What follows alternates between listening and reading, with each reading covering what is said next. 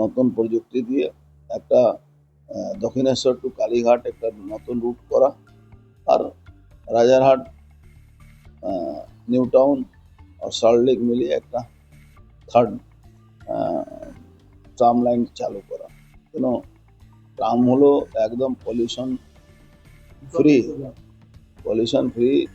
সব পৃথিবীর বেশিরভাগ দেশে এখন ট্রাম চলে, একমাত্র বাংলায় ব্রিটিশ আমল থেকে চলা একটা ঐতিহ্য, বাঙালি সেন্টিমেন্ট, সেটাকে তৃণমূল সরকার নষ্ট করে দিয়েছে। কিসের জায়গা পাচ্ছে? এখানে চলতো, সেখানে ওখানকার মানুষের একটা তো সবসময় সেন্টিমেন্ট আছে, এখানে চলতো, এখানে চলতে দেওয়া হয় না।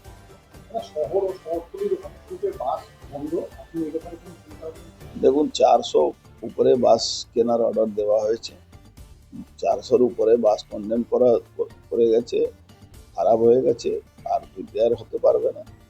রিপেয়ার করতে গেলে বাস থেকে বেশি দাম লাগবে, এই জন্য নতুন বাস, ইলেকট্রিসিটি, ওই সিএনজি, এরকম বাসটা চালানো একটা সিএনজি আর ইলেকট্রিক বাস, দুটো বাস কলকাতাতেও আছে, জেলাতেও আছে, সব ভাগ করে দেওয়া হবে।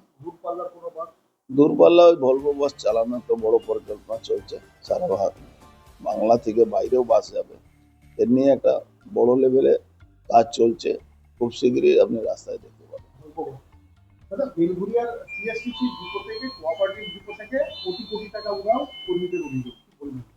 নতুন কোনো কথা না, বাংলায় বেশিরভাগ কোঅপারেটিভকে শেষ করে দিয়েছে এরা।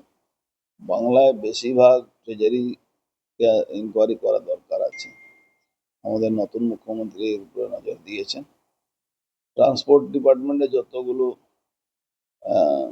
আপনার ডিপো আছে, যেখানে পেট্রোল ডিজেল পাওয়া যেত, সেই পাম্প থেকেও চুরি হতো, টায়ার চুরি হতো, পার্টস চুরি হয়ে যেত, সবটার উপরে নজরদারি করে